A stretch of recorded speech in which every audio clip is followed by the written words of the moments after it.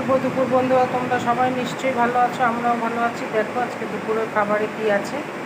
কাঁকরোল ভাজা, মাছ ভাজা, এটা হলো মাছের তেলের বড়া, গন্ধরাজ লেবু, ভাত, বড়া দিয়ে খাওয়ার জন্য লঙ্কা, শসা, আর আছে মাছের মাথা দিয়ে মুগ ডাল, এঁচোড়ের তরকারি আর পাকা আম। এই হলো আজকে আমাদের দুপুরের খাবার দাবারের আয়োজন।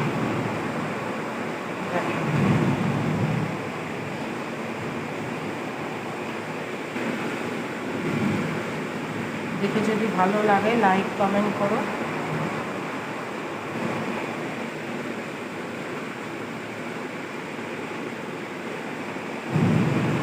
ঠিক আছে, এখনকার মতো এই পর্যন্ত। তোমরাও সবাই খাওয়া দাওয়া করে নাও, না হলে আমরাও খেয়ে নিই। রাখছি তাহলে।